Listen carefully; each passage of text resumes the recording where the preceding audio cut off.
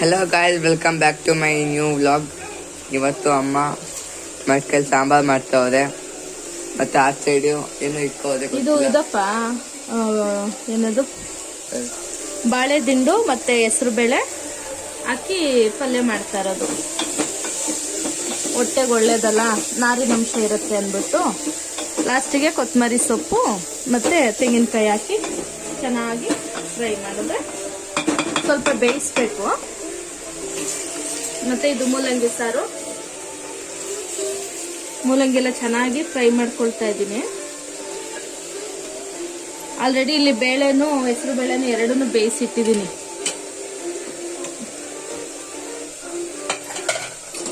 ಅದೇನು ಹೆಸರು ಬೇಳೆ ಎರಡು ಬೇಯಿಸಿಟ್ಟಿದ್ದೀನಿ. ಪಾಯಸ ಮಾಡುವ, ಪಾಯಸನು ಮಾಡ್ಬೋದು ಬೇಳೆ ಹೆಸರು ಬೇಳೆಲಿ.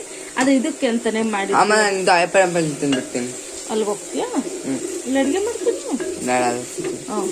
ಓಕೆ, ಇದು ಸ್ವಲ್ಪ ಫ್ರೈ ಆದ್ರೆ ಇದಕ್ಕೆ ಹಾಕೋದು. ಇದು ಬೇರೆ ತರ ಡಿಫ್ರೆಂಟ್ ಆಗಿ ಬರುತ್ತೆ ಸಾಂಬಾರ್, ಅದಕ್ಕೋಸ್ಕರ.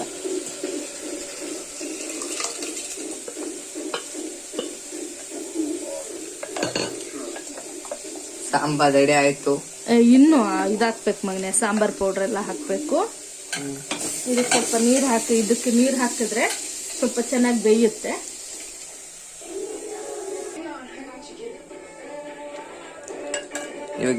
ಇವಾಗ ಸಾಂಬಾರ್ ಪೌಡರು, ಉಪ್ಪು ಆಲ್ರೆಡಿ ಅವಾಗಲೇ ಹಾಕಿದ್ದೀನಿ. ಸ್ವಲ್ಪ ನೋಡ್ಕೊಂಡು ಉಪ್ಪು ಹಾಕ್ಬೇಕು.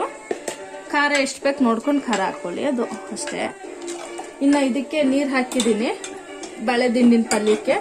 ಎಲ್ಲ ಸ್ವಲ್ಪ ನೀರೆಲ್ಲ ಹಿಂಗೋವರೆಗೂ ಬೆಂದ್ರೆ ಸಾಕು, ಬೆಂದೋಗುತ್ತೆ. ಯಾಕಂದ್ರೆ ಸಣ್ಣಗೆ ಹೆಚ್ಚಿದ್ದೀನಲ್ಲ, ಹಾಗಾಗಿ.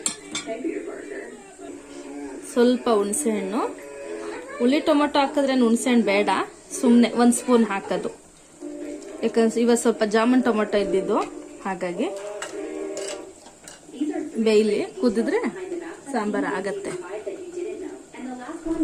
ಓಕೆ, ಸಾಂಬಾರಿಗೆ ಸ್ವಲ್ಪ ಕೊತ್ತಂಬರಿ ಸೊಪ್ಪು ಹಾಕೋಣ. ಓಕೆನಾ? ಸ್ವಲ್ಪ ಕಾಯಿ ಚೆನ್ನಾಗಿ ಮಿಕ್ಸ್ ಮಾಡೋದು. ಈಗ ಇದು ಪಲ್ಯಕ್ಕೆ ಓಕೆನಾ? ಇದಕ್ಕೇನೆ ಕೊತ್ತಂಬರಿ ಸೊಪ್ಪು ಜಾಸ್ತಿ, ತೆಂಗಿನಕಾಯಿ ಜಾಸ್ತಿ. ಜಾಸ್ತಿ ಇದಕ್ಕೆ ಕಮ್ಮಿ. ಇದು ಇದ್ರದಲ್ವಾ, ಬಾಳೆ ದಿಂಡಿನ ಪಲ್ಯ ಅಲ್ವಾ. ಪಲ್ಯಗಳಿಗೆ ಕಾಯಿ ತುರಿ ಕೊತ್ತಂಬರಿ ಸೊಪ್ಪಿದ್ರೇನೆ ಟೇಸ್ಟ್ ಜಾಸ್ತಿ, ಅದಕ್ಕೆ ಚೆನ್ನಾಗಿರುತ್ತೆ, ರುಚಿಯಾಗಿ. ರುಚಿಯಾಗಿರುತ್ತೆ. ಮತ್ತೆ ಸಣ್ಣಗೆ ಹೆಚ್ಚಿರೋದ್ರಿಂದ ನಿಮಗೆ ಗೊತ್ತಾಗಲ್ಲ ಇದು ಯಾವ್ದ್ರ ಪಲ್ಯ ಅಂತ. ಒಬ್ಬೊಬ್ರು ಗೊತ್ತಾಗಲ್ಲ.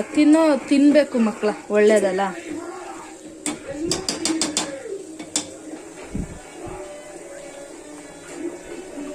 ಸಾಂಬಾರ್ ರೆಡಿ ಆಗಿದೆ.